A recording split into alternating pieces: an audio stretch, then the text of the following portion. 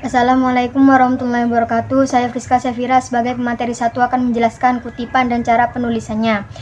Untuk kutipan merupakan pendapat atau pernyataan dari seorang pengarang yang diambil dari teks acuan yang berfungsi untuk memperkuat pendapat sehingga memiliki dasar yang dapat dipertanggungjawabkan. Kutipan dibedakan menjadi dua, yakni kutipan langsung dan kutipan tidak langsung. Untuk kutipan langsung merupakan kutipan yang diambil sama persis seperti yang dinyatakan di dalam teks. Kutipan langsung berisi dibagi menjadi dua, yakni ada pendek kurang dari 6 baris dan panjang 6 baris atau lebih. Cara penulisannya diletakkan di antara dua tanda kutip. Untuk kutipan tidak langsung merupakan kutipan yang dikemukakan dengan bahasa sendiri. Cara penulisannya itu terpadu dalam teks yang lain dan tanpa tanda kutip. Dan untuk penulisan rujukan pada buku yang perlu ditulis dalam catatan kaki yang berasal dari buku meliputi nama penulis seperti susunan aslinya, tidak dibalik, dan segala macam gelar itu juga tidak perlu disebutkan. Kemudian diikuti koma, judul buku yang ditulis miring, kurung buka, tempat penerbit, titik 2, nama penerbit, koma, tahun penerbitan, terus kurung tutup, titik, nomor halaman, dan titik. Untuk dalam artikel menyebutkan nama penulis persis seperti susunan aslinya. Ada koma, tanda kutip, terus buka kurung, judul artikel ditulis biasa, tidak miring atau bergaris bawah. Habis itu koma, tanda kutip, tutup, nama jurnal yang ditulis miring, volume jurnal, nomor jurnal, kurung buka, bulan kalau ada, dan tahun penerbitan, kurung tutup. Titik 2, nama halaman, dan titik. Mungkin sekian dari saya, kurang lebihnya mohon maaf. Wassalamualaikum warahmatullahi wabarakatuh. Assalamualaikum warahmatullahi wabarakatuh. Di sini saya sebagai pemateri kedua atau presenter kedua melanjutkan pembahasan mengenai kutipan atau teknik penulisan karya ilmiah yang membahas tentang kutipan dan kajian pustaka. Sebenarnya teman-teman, dalam penulisan rujukan atau biasa dikenal dengan referensi, cara penulisan referensinya itu ada tidak hanya satu, melainkan lebih dari satu. Bahkan kalau yang saya tahu, kalau tidak salah itu ada 3. Ada yang ditulis dengan footnote, ada yang menggunakan footnote, endnote, dan kalau tidak salah itu endnote. Namun di sini kami fokus pada penulisan footnote saja karena di kampus kita di IAIN Madura menggunakan footnote atau catatan kaki. Langsung saja teman-teman, yang pertama itu apabila sumbernya dari buku, maka cara penulisannya atau yang harus ada di dalamnya adalah yang pertama adalah nama penyusun atau nama penulis yang ditulis sama persis dengan aslinya tanpa mencantumkan gelarnya. Kemudian dilanjutkan dengan tanda koma, judul buku yang ditulis miring, kemudian kurung buka, tempat penerbit, titik 2, nama penerbit, lalu diberi tanda koma, kemudian tahun penerbitan, lalu kurung tutup, kemudian titik, dilanjutkan dengan nomor halaman dan titik. Mengenai contohnya kami sudah mencantumkan di PPT kami, teman-teman bisa lihat. Kemudian yang selanjutnya adalah apabila sumbernya dari artikel, maka yang harus ada adalah nama penulisnya sama persis seperti yang disusun, seperti susunan aslinya. Kemudian diikuti dengan tanda koma, tanda kutip buka, kemudian judul artikel ditulis biasa ya, tidak usah miring maupun diberi garis bawah, kemudian tanda koma, lalu tanda kutip tutup. Dilanjutkan dengan nama jurnal yang ditulis miring, volume jurnal, nomor jurnal, lalu kurung buka, bulan penerbitan apabila ada, kemudian tahun penerbitan, lalu diberi tanda kurung tutup.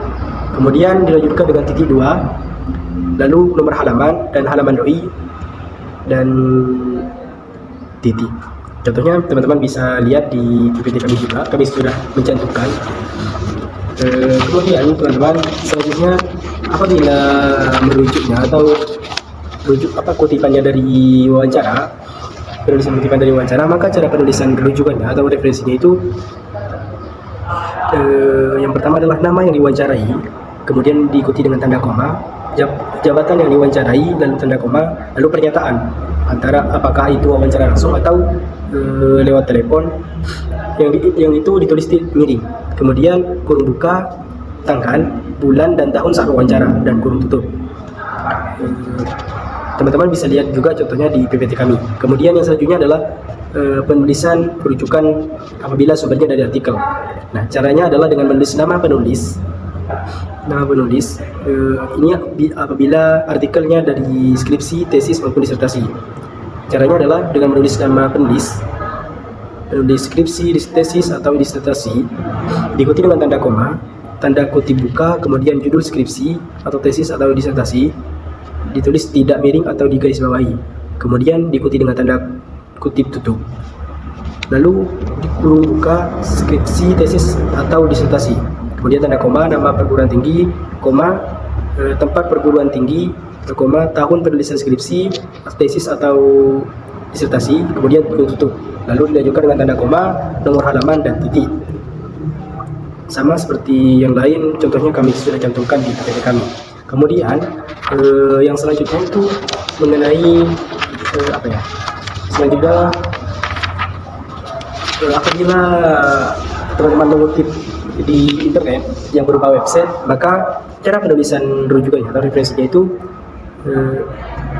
yang pertama adalah nama penulis, kemudian diikuti tanda koma, tanda kutip buka, lalu judul tulisan yang ditulis miring, lalu tanda koma, tanda kutip tutup, lalu nama websitenya, lalu diikuti dengan tanda koma, kemudian dicantumkan diakses dari, ditulis diakses dari, kemudian ditaruh alamat websitenya, kemudian diikuti dengan tanggal, bulan dan tahun, dan jam akses. Nah, contohnya di sini sudah kami cantumkan juga, teman-teman bisa lihat. Mungkin itu saja dari saya.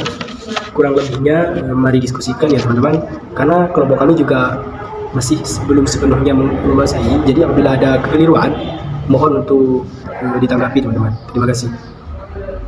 Cukup sekian. Wassalamualaikum warahmatullahi wabarakatuh. Assalamualaikum warahmatullahi wabarakatuh. Di sini saya sebagai pemateri terakhir itu menjelaskan tentang daftar pustaka dan kajian pustaka. Apa sih itu daftar pustaka? Daftar pustaka adalah suatu daftar yang berisi semua sumber bacaan yang digunakan sebagai bahan acuan dalam penulisan karya ilmiah seperti makalah, skripsi, tesis, laporan penelitian, dan lain sebagainya. Hal yang perlu disebutkan adalah sebagai berikut: nama akhir penulis, diikuti koma, nama depan penulis, titik judul tulisan, dicetak miring. Jika ada volume, ditulis jumlah volume dengan angka Arab, diikuti vol, titik koma, tempat penerbitan, titik 2, nama penerbit, koma, tahun terbit, dan titik. Kajian pustaka adalah kumpulan teori yang didapatkan dari berbagai macam sumber yang akan digunakan sebagai bahan rujukan dalam melakukan kegiatan penelitian atau membuat karya tulis ilmiah. Tujuan kajian pustaka yaitu ada 5. Yang pertama, untuk memahami suatu permasalahan yang relevan dengan topik pembahasan penelitian. Yang kedua, untuk melakukan peninjauan terhadap topik pembahasan. Yang ketiga, untuk mengetahui para peneliti sebelumnya yang sudah melakukan penelitian. Yang keempat, untuk mengetahui sekaligus memahami setiap teori yang digunakan sebagai literatur. Dan yang terakhir, bertujuan untuk penentuan sikap dan saat melakukan penelitian yang sudah dilakukan Untuk cara membuat kajian pustaka, yang pertama itu ada mengidentifikasi penelitian. Identifikasi masalah atau penelitian merupakan langkah yang diambil peneliti di awal riset. Peneliti melakukan identifikasi masalah dengan menjelaskan apa masalah yang ditemukan dan bagaimana masalah tersebut diukur dan hubungkan dari prosedur penelitian. Yang kedua, mencari, membaca, dan memahami sumber bacaan yang relevan. Yang ketiga, melakukan pencatatan. Yang keempat, meringkas dan bacaan yang sudah ditemukan. Dan kelima, membuat kajian pustaka. Dan yang keenam, menulis pandangan umum. Untuk contoh kajian pustaka sendiri, berdasarkan Sebelum saya menjadi tinjauan pustaka dari universitas lain, saya terlebih dahulu menjadi di tingkat Fakultas Bahasa dan Sastra Universitas Nasional atau bisa disebut UNAS. Berdasarkan pencarian yang saya lakukan, sudah ada yang melakukan penelitian dengan memakai teori seminologi seperti saya. Berdasarkan pencarian yang saya lakukan, saya menemukan teori yang sama dengan analisis saya, tetapi dengan objek yang berbeda. Karya itu milik Herunisa dan Universitas Mataram dengan judul Analisis Puisi Aku di Bulan Karya Kenny Selassie, kajian semiologi Ronald Barthes dan hubungan dengan pembelajaran sastra di SMP. Mungkin hanya ini yang dapat saya sampaikan, kurang lebihnya mohon maaf. Wassalamualaikum warahmatullahi wabarakatuh.